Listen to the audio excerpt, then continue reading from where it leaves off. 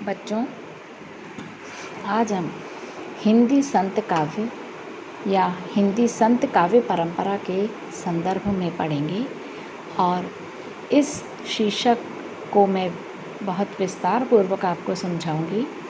और मेरा ये वीडियो, इस टॉपिक का जो वीडियो है, आपको कई भागों में मिलेगा। आज प्रथम जो भाग है उसमें हम इसकी संत साहित्य का परिचय क्या है वो मैं आपको बताऊंगी और संत शब्द का अर्थ और विश्लेषण क्या है। तो हम शुरू करते हैं। हिंदी साहित्य के इतिहास के पूर्व मध्यकाल के अंतर्गत दो प्रकार के कवि हुए हैं, सगुण भक्त कवि और निर्गुण भक्त कवि। निर्गुण भक्त कवियों को भी दो भागों में विभाजित किया जा सकता है। ध्यान से सुनिए बच्चों, निर्गुण भक्त कवियों को भी दो भागों में हम विभाजित करते हैं। पहला है सूफी कवि और दूसरा है संत कवि।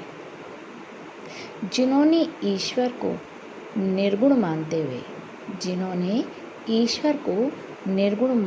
हुए भी अपनी भक्ति को प्रचारित और प्रसारित किया, वे ज्ञानाश्रयी शाखा के संत कवियों के नाम से विख्यात हैं। दोबारा आप सुनिए, जिन्होंने ईश्वर को निर्गुण मानते हुए भी अपनी भक्ति को प्रचारित किया, प्रसारित किया, और वो ज्ञानाश्रयी शाखा के संत कवियों के नाम से जाने जाते हैं। आचार्य विश्वनाथ प्रसाद मिश्र ने संत कवियों को ज्ञानाश्रयी कवि कहा और हजारी प्रसाद द्विवेदी ने ऐसे कवियों को निर्गुण भक्ति साहित्य के प्रणेता कवि कहा है। आचार्य विश्वनाथ ने तो इनको क्या कहा है? ज्ञानाश्रयी कवि कहा है, और जबकि हजारी प्रसाद द्विवेदी ने इनको निर्गुण भक्ति साहित्य के प्रणेता कवि कहा है। और डॉक्टर राम कुमार वर्मा ने इन्हें संत कवि कहा है। अब बच्चों, इस संबंध में ये ध्यान देने योग्य बात हमारे सामने आती है कि ज्ञानाश्रयी कहने से यह ध्वनि निकलती है कि जैसे ये कवि ज्ञान तत्व को अधिक महत्व देते थे, क्योंकि ज्ञानाश्रयी शब्द जो आया है इससे ये मतलब निकलता है कि ये कवि ज्ञान तत्व को अधिक महत्व देते थे। वास्तविकता यह है कि इन कवियों ने प्रेम को सर्वाधिक महत्व दिया है। इस काव्य धारा को संत काव्य और इन कवियों को संत कवि कहना समीचीन है। और इन संत कवियों द्वारा जो लिखित संत काव्य है, वो संत काव्य किसी राजमहल की वाटिका नहीं है, यानी वो किसी भी राजमहल में बैठ कर के नहीं लिखा गया है। यही वजह है कि संतों के काव्यों में न तो फूलों की गंध है और न साज समार, किंतु जीवनोपयोगी सामग्री यहाँ हमें भरपूर मात्रा में मिलती है। क्योंकि राजा के दरबार के जो कवि होते थे वो उनकी प्रशंसा में रचनाएं लिखते थे, इसलिए उनकी रचनाओं में खूब बढ़ा चढ़ा कर के शब्दों का प्रयोग होता था। वो हम आगे आने वाले उस काल में पढ़ेंगे, जिसको कि हम रीतिकाल कहते हैं, वो मैं आपको बाद में बताऊंगी। इसलिए रीतिकाल और भक्तिकाल में यही एक प्रमुख विशेषता है कि यहाँ की भक्तिकाल की जो कविता है वो महलों में बैठकर नहीं रची गई, इसलिए इसमें फूलों की सी सुगंध नहीं है, कोई साज समार नहीं है, लेकिन जीवन की उपयोगी सामग्री यहाँ पे हमें बहुत सारी मिलती है। और इस काव्य में हम देखेंगे न तो दर्शनों का भार है, न शब्द क्रीड़ा है, मतलब कोई भारी भरकम शब्दों का प्रयोग नहीं किया, जबरन छंद अलंकार नहीं ठूंसे गए हैं। लेकिन ये ध्यान देने योग्य बात है कि संत कवियों की जो निजी अनुभूतियाँ हैं, जो उन्होंने जीवन में सहा है, जो अनुभव किया है, जो भोगा है, उस पर ही आधारित जो उनके विचार सूत्र हैं वो जीवन के उपयोगी और ग्रहणीय संदर्भ हैं। इन संत कवियों ने न तो किसी कागज कलम हाथ में ली है और न ही किसी स्याही का इस्तेमाल किया है। अर्थात इनको जो सारी दुनिया का जो ज्ञान मिला है, जो विविध अनुभव था, उसका निचोड़ इनके पास था। इन्होंने कभी कुछ नहीं लिखा है। और ये जो ज्ञान और अनुभव का जो निचोड़ है, ये एक ऐसी पूंजी थी जिसकी सारे समाज को उस समय बहुत आवश्यकता थी। इसलिए संत काव्यधारा के जो कवि हैं वो दार्शनिक और सांस्कृतिक आधार पर इन्होंने बहुत महत्वपूर्ण जो बिंदु हमारे समक्ष रखे हैं वो अत्यंत ही उपयोगी हैं। अब हम संत शब्द का क्या अर्थ है इस बारे में विचार करेंगे, क्योंकि अलग अलग जो विद्वान हैं उन्होंने इसको अपने अपने ढंग से परिभाषित किया है। संत काव्य की व्याख्या भी विचारकों ने विभिन्न ढंग से की है। हम देखेंगे कि डॉक्टर पीताम्बर दत्त बर्थवाल ने अपने शोध प्रबंध हिंदी काव्य में निर्गुण संप्रदाय, उन्होंने क्या एक शीर्षक लिया, निर्गुण संप्रदाय नामक कृति में संत शब्द की व्युत्पत्ति शांत बिल्कुल चुप शांत शब्द से मानी है। पर परशुराम चतुर्वेदी का विचार है कि संत शब्द उस व्यक्ति की ओर संकेत करता है जिसने सतरूपी परम तत्व का अनुभव कर लिया हो, जो सत्य स्वरूप नित्य सिद्ध वस्तु का साक्षात्कार कर चुका हो, यानी अपरोक्ष की उपलब्धि के फलस्वरूप अखंड सत्य में प्रतिष्ठित हो गया हो, वो संत है। यानी जिसने एक ईश्वर का साक्षात्कार कर लिया है, जो हमको दिखाई नहीं देता है, ऐसे प्रभु से वो मिल चुका है, वो संत है। और डॉक्टर विनय मोहन शर्मा ने संत शब्द का अर्थ व्यवहारिक दृष्टि से करते हुए उसे संत माना है। उनका कहना है जो आत्मोन्नति सहित, आत्मोन्नति यानी आत्मा की उन्नति, आत्मोन्नति सहित परमात्मा के मिलन भाव को साध्य मानकर लोक मंगल की कामना करता है, वो संत है। अब हम देखेंगे कि वस्तुतः जो संत शब्द है वो सत्य से बना है, और इस प्रकार हम देखेंगे कि व्यापक अर्थ में किसी भी ईश्वरोन्मुखी सज्जन पुरुष को संत कहा जा सकता है। यानी जो ईश्वर के प्रति उन्मुख है, जो ईश्वर की साधना में लगा हुआ है, हम उसे संत कह सकते हैं। हमारे यहाँ तो संकुचित अर्थ में संत का जो प्रयोग होता है ना, वो केवल निर्गुण उपासक के लिए किया जाता है। साहित्य में हम देख रहे हैं कि जो निर्गुण है, जो परमात्मा का कोई रूप रंग आकार नहीं मानते हैं, ऐसे जो उपासक हैं उनको हम संकुचित अर्थ में हम संत कहते हैं। और जो सगुणोपासक हैं, जो सगुण की उपासना करते हैं, जो मूर्ति पूजा में विश्वास रखते हैं, वे भक्त कहलाते हैं। अब हमारे विचार से संत शब्द की व्याख्या के संबंध में अधिक मतभेद नहीं होना चाहिए। आप लोगों को बच्चों समझ में आ गया ना कि संत क्या है।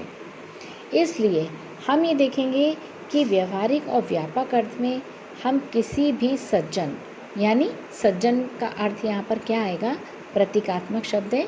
सज्जन मतलब सीधा साधा नहीं, सज्जन का अर्थ है जो ईश्वरोन्मुख व्यक्ति है, उसे हम संत कह सकते हैं। गोस्वामी तुलसीदास ने भी अपने रामचरितमानस में संतों के जो गुण बताए हैं, वे संत शब्द को व्यापक अर्थ देते हैं। उन्होंने क्या लिखा है, तुलसीदास ने लिखा है, एक पंक्ति मैं आपको बता रही हूँ, संत समागम हरि भजन तुलसी दुर्लभ दोय। और उन्होंने लिखा है जड़ चेतन गुण दोषमय विश्व कीन करतार संत हंस पय गुण गहीं परिहरि वारि विकार। अर्थात संकुचित अर्थ में हम ये कह सकते हैं कि संत उन्हीं को कहते हैं जिन्होंने निर्गुणोपासना की है।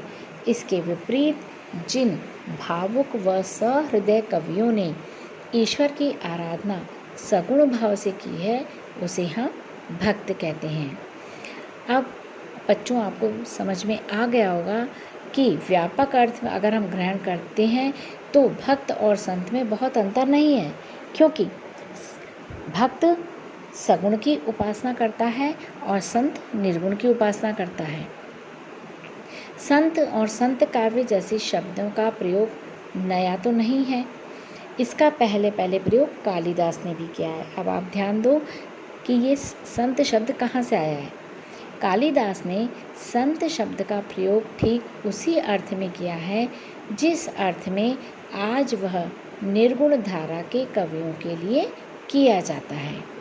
यानी संत हम उन्हीं महापुरुषों को कह सकते हैं जो जीवन में सत्य खंडों का, ध्यान से समझो आप कि जीवन में जो सत्य खंड है उनका स्वयं साक्षात्कार कर लेता है। सत्य खंड यानी सत्य की खोज। सत्य क्या है? ईश्वर। शाश्वत क्या है? ईश्वर। तो जीवन में जो सत्य खंडों का स्वयं साक्षात्कार कर लेता है वो संत कहलाता है। और ये जीवन की प्रयोगशाला में सत्य का अनुसंधान करते हैं। यानी जो संत हैं वो अपने जीवन रूपी प्रयोगशाला में सत्य का अनुसंधान करते हैं, यानी सत्य को खोजते हैं और सत्य और असत्य का निर्णय करके सत्य का साक्षात्कार करते हैं। वो तुलना करते हैं कि सत्य क्या है और असत्य क्या है। फिर इसके पश्चात ही वो एक निष्कर्ष निकालते हैं और अंत में वो सत्य का साक्षात्कार करते हैं, यानी परमात्मा से मिलते हैं। सत्य का साक्षात्कार कबीर की साखियों में भी हमें देखने को मिलता है, क्योंकि उन्होंने अपनी साखी को ज्ञान की आंखें कहा है। कबीर दास की जो साखियाँ हैं वो ज्ञान की आंखें कही जाती हैं और ये बतलाया जाता है कि निर्गुणिया संतों में सत्य का साक्षात्कार करने की प्रमुख प्रवृत्ति रही है। अब बच्चों ध्यान से देखना कि कबीर ने, सुनना आप ध्यान से, कबीर ने क्या लिखा है। निर्बेरी नेह कामना, निर्बैरी मतलब किसी का भी शत्रु नहीं है, नेह कामना यानी उसके अंदर अपनी निज की, स्वयं की कोई कामना नहीं है। साई सेती नेह, और वो सबके साथ में स्नेह का व्यवहार करता है। विषया सुन्यारा यानी संसार की विषय वासनाओं से वो दूर रहता है। रहे संतन का ढंग एक, ये एक संत का एक ढंग है, एक प्रकार है। अब देखो संतों ने वैष्णव भक्ति के भी कई तत्वों को ग्रहण किया है। सर्वप्रथम तो उन्होंने ईश्वर के पर्यायवाची नाम के रूप में राम, गोविंद, हरि आदि शब्दों का प्रयोग किया है। आप ये ध्यान देना बच्चों कि कबीर के जो राम है, कबीर ने राम शब्द का प्रयोग किया है कि दुल्हनी गावो मंगलाचार, मेरे घर आई हरि राम भरतार। तो यहाँ राम जो शब्द है वो उनके दशरथ पुत्र राम नहीं है। यानी जितने भी निर्गुण संत हैं उन्होंने यदि राम, गोविंद, हरि आदि शब्दों का प्रयोग किया है तो वो उनके निर्गुण हैं, निर्गुण परमात्मा हैं। और उन्होंने अपनी आत्मा को परमात्मा की अपेक्षा उन्होंने हीन माना है, इसलिए उन्होंने इस प्रकार से वर्णन किया है। अब हम देखेंगे कि सगुण धारा के भक्तों और निर्गुण धारा के संतों के बीच में जो अंतर है उसको हजारी प्रसाद द्विवेदी कैसे देखते हैं। हजारी प्रसाद जी का कथन है कि सगुण उपासना ने पौराणिक अवतारों को केंद्र बनाया और निर्गुण उपासना ने योगियों अर्थात नाथ पंथियों के निर्गुण ब्रह्म को। प्रथम यानी सगुण, प्रथम ने हिंदू जाति के बाह्याचार की शुष्कता को आंतरिक प्रेम से सींचकर रसमय बनाया और दूसरी साधना के बाह्याचार की शुष्कता को भी दूर करने का प्रयास किया। एक ने समझौते का रास्ता लिया, दूसरी ने विद्रोह का। एक ने श्रद्धा को पथ प्रदर्शक माना, दूसरे ने ज्ञान को। एक ने सगुण भगवान को अपनाया, दूसरे ने निर्गुण राम को। अब ये देखो, सगुण भाव के भक्तों की महिमा उनके असीम धैर्य और अध्य व्यवसाय में ही है, परंतु निर्गुण श्रेणी के भक्तों की महिमा उनके उत्कृष्ट साहस में है। आप ये देखो कि जो निर्गुण संत थे उन्होंने बड़े साहस के साथ समाज में प्रचलित जितने भी वहाँ पर आडंबर होते थे, समाज की जो स्थितियाँ थी, धार्मिक स्थितियाँ थी, उन पर कुठाराघात किया है। तो हम ये देखेंगे कि एक ने कौन? सगुण ने सब कुछ स्वीकार करने का अद्भुत साहस दिखाया है, लेकिन दूसरे ने सब कुछ छोड़ देने का असीम साहस दिखाया है। यहाँ एक एक शब्द जो आ रहा है वो सगुण के लिए है और दूसरा शब्द आ रहा है निर्गुण के लिए। तो एक ने तो क्या किया? सब कुछ स्वीकार लिया, अर्थात सगुण भक्तों ने सब कुछ स्वीकार लिया, लेकिन दूसरे ने सब कुछ छोड़ देने का असीम साहस रखा, यानी सब कुछ त्याग दो, ये संसार त्याग दो और ईश्वर की साधना में लीन हो जाओ। तो अब हम देखेंगे कि संत शब्द का प्रयोग निर्गुण असगुण दोनों प्रकार की भक्ति की धाराओं के अंतर्गत किया गया है, परंतु धीरे धीरे वह शब्द निर्गुण कवियों के अर्थ में रूढ़ हो गया है।